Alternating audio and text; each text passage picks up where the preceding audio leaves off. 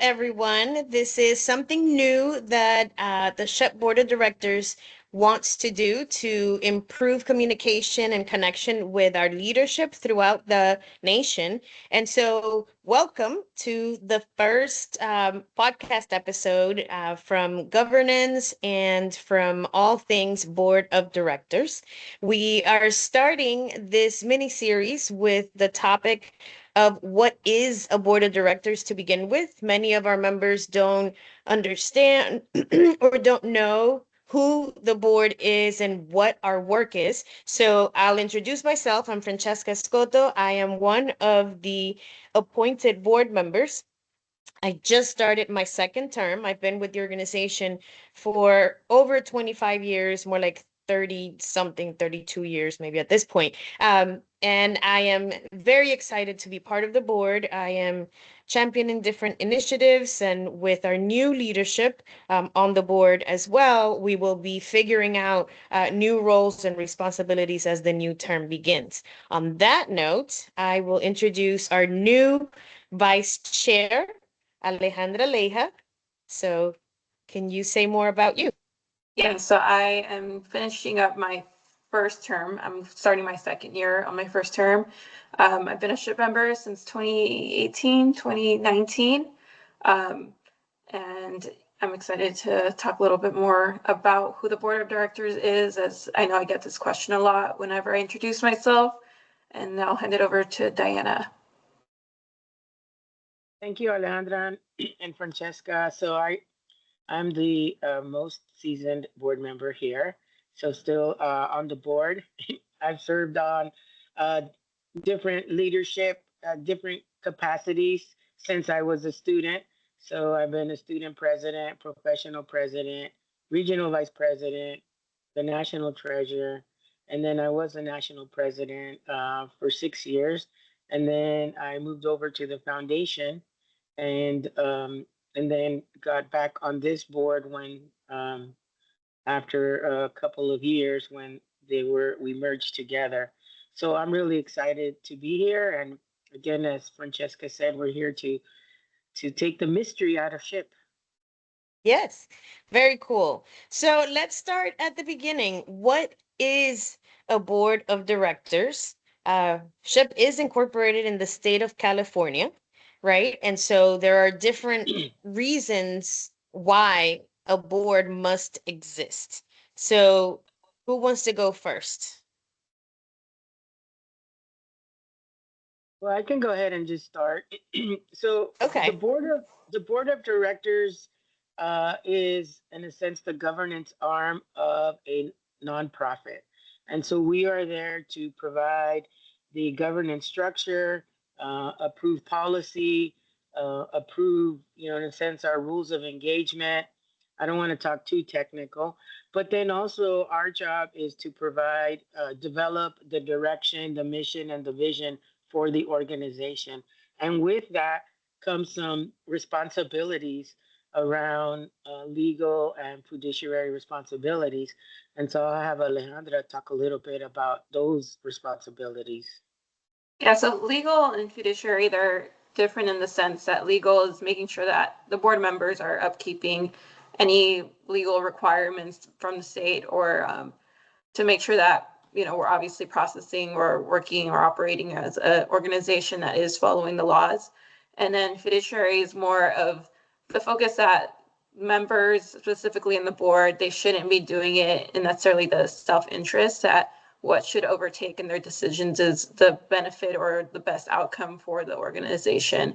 When talking about staff, it's a little bit different, as they don't necessarily have those direct responsibilities when compared to the board.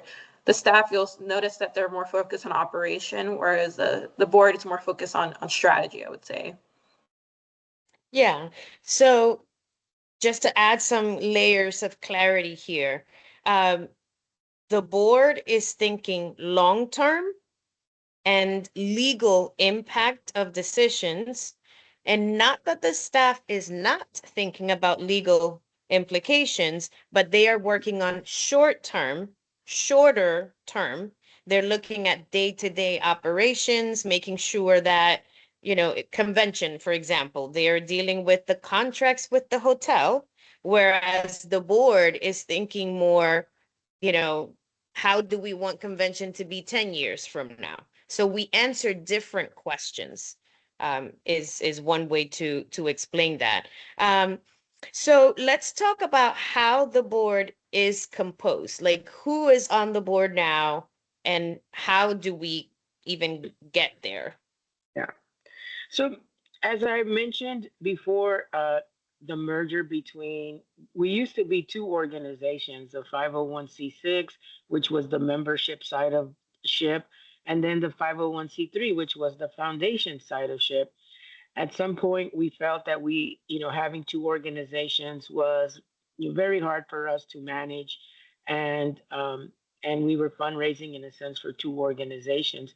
So in 2019, I believe it was, we were merged together. Well, the foundation, in a sense, assumed the membership side of the house, and in the bylaws, in order, for us to still ensure that we were meeting the members' needs. We created, in a sense, a hybrid of a board. So a portion of the board is appointed, and then the other portion is elected by the members. And the foundation used to be all appointed board members.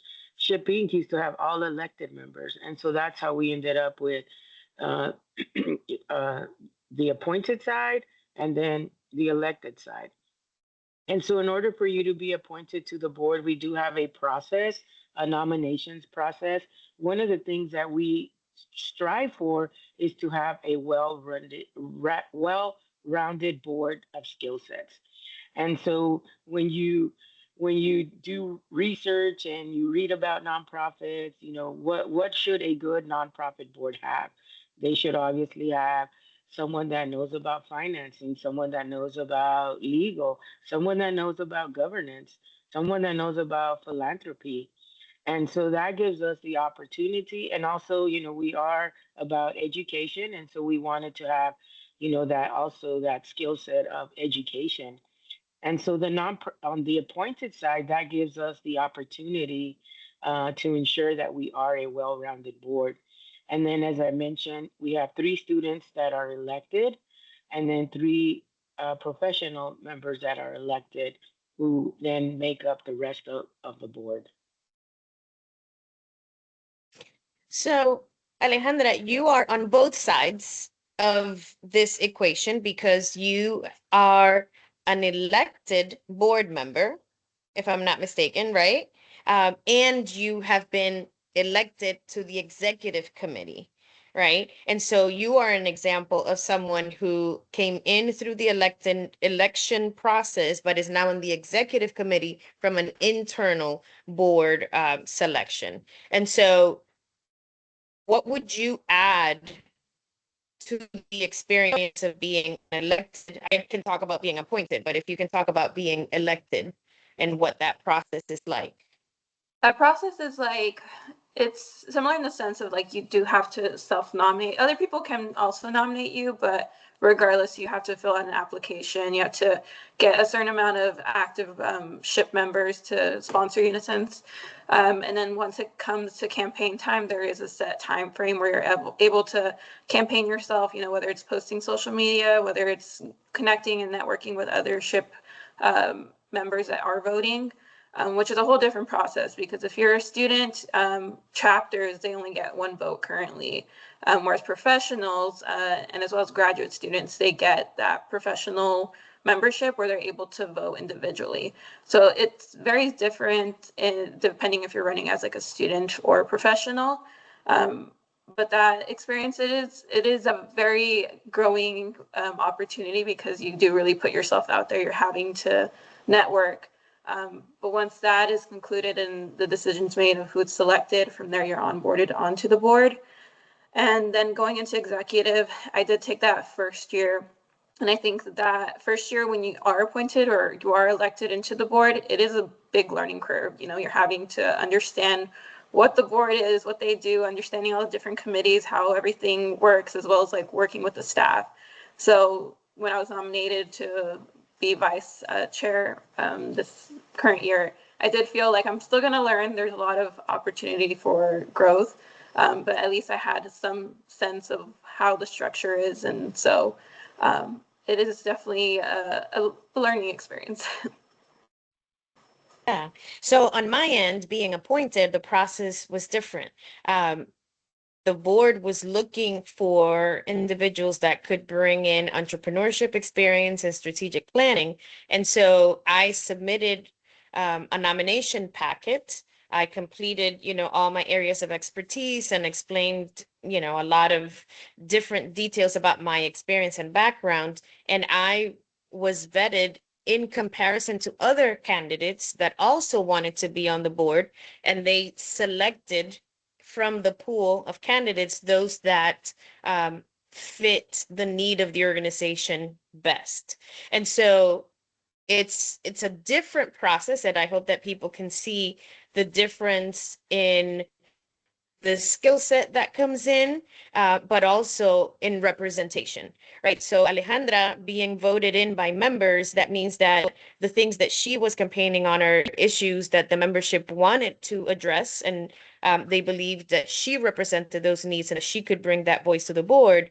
Whereas a nominated person can also bring representation, but that's not the main purpose for them being on the board. It's more of a particular skill set that the board identifies through its strategy, future thinking, saying we want someone with this expertise to help us move in that direction. So that gives us an idea of how today people are able to join the board, two different paths that bring very different things to the board. Now, I want us to close with some thoughts of how can people engage with the board throughout the year? I definitely say like trying to just get in contact with board members. If you do go on the SHP's website, you're able to find board members in their emails. They're pretty responsive, I would say. But regardless, like going to different SHPE events, you never know if you'll come across a board member. A lot of these board members I see are pretty active, outgoing. Like we want to hear the voices of our members, and so whether it's like LinkedIn or if you follow someone on Instagram, like send them a message, and we're more than happy to have these conversations with you. Yeah, yeah. Diane, are there specific points in time when people have like a very open floor to communicate with the board? Well, yes, during the national meeting at the, we have one at NILA and we have one at the conference. So Mhm. obviously during the events, and, at times we've had town hall meetings. We do have a new chairman, Isaac Rodriguez, who may have some different thoughts of how we can be, closer to the membership. I know at NILA we plan to have like a small little round table with the professional members. And there'll be several board members at NILA as well that anybody can, ask questions of. But we are super accessible. We all have a ship email. You don't need to, it's our first name plus our last name, first initial of our last name at ship.org.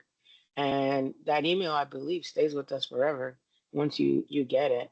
So I do want to mention too that how we recruit on the nominated side, we've done it several ways.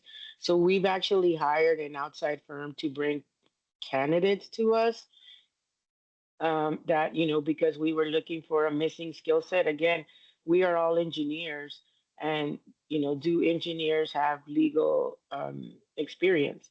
In some case, that has been a little hard within the organization. So utilizing a third party to identify candidates, we did that several times. And then obviously having board members make recommendations. And then eventually, we'll put out a call to all the members, asking if they are interested in serving on the board. They would go submit themselves through that process. Hmm.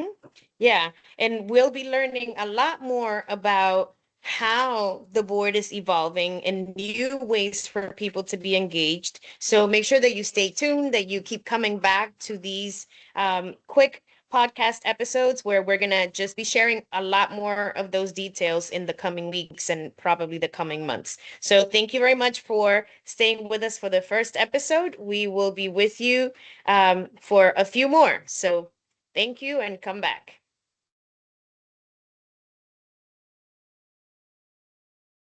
That was pretty painless. Yeah. So